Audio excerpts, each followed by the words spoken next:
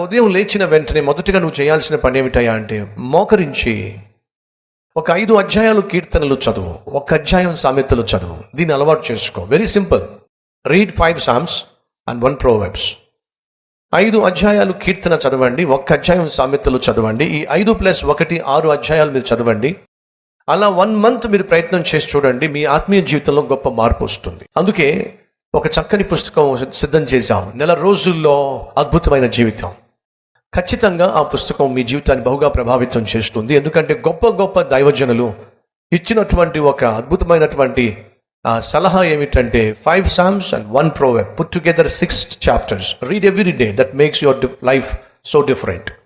6 అధ్యాయాలు ఖచ్చితంగా ప్రతిరోజు చదవండి. మీ జీవితాన్ని బహుగా ఈ 6 అధ్యాయాలు ప్రభావితం చేస్తాయి.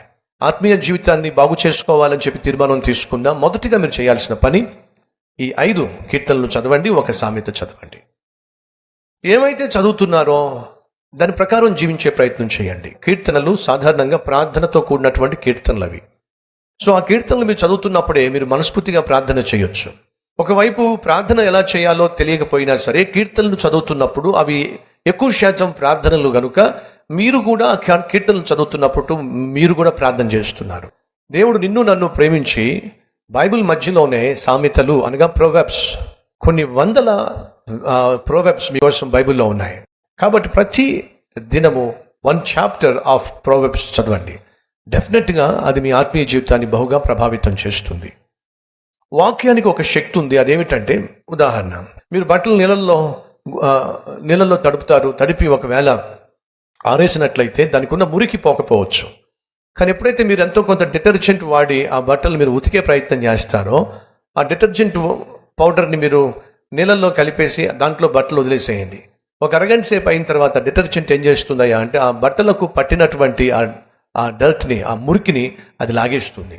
ఆ తర్వాత కొంచెం జాడించేశారంటే మొత్తం ఆ చొక్కా తెల్లగా అయిపోతుంది. డిటర్జెంట్కు ఉన్నటువంటి తత్వం ఏమిటంటే మురికిని తీసేస్తుంది. కాసేపు ఆ డిటర్జెంట్ అలాగే ఈ వస్త్రము ఆ నీళ్ళల్లో కాసేపు కలిసి ఉంటే చాలు, మురికి విడిచిపెడుతుంది. వాక్యము నువ్వు కాసేపు కలిసి ఉంటే చాలు, నీలో ఉన్న మురికి అంతటినీ కూడా వాక్యం ఏం చేస్తుంది? నీ నుంచి దూరం చేసేస్తుంది. కాబట్టి కొంత సమయాన్ని నువ్వు కేటాయించాలి. ప్రియ సహోదరి సహోదరులు, వెరీ సింపుల్. ఇది పాటించే ప్రయత్నం చేయండి. ఒక 30 నిమిషాలు ప్రతిరోజు లేచిన వెంటనే బైబిల్ చదవండి. 2 hours అని చెప్పట్లా, జస్ట్ 30 minutes. ప్రియ సహోదరి సహోదరుడా, ఒక 30 నిమిషాలు నువ్వు జీవము కలిగిన దేవుని సన్నిధిలో ఈ వాక్యాన్ని చక్కగా చదివి చూడు. గొప్ప మార్పును నీ జీవితంలో నువ్వు చూస్తావు. అందులో సందేహం లేదు.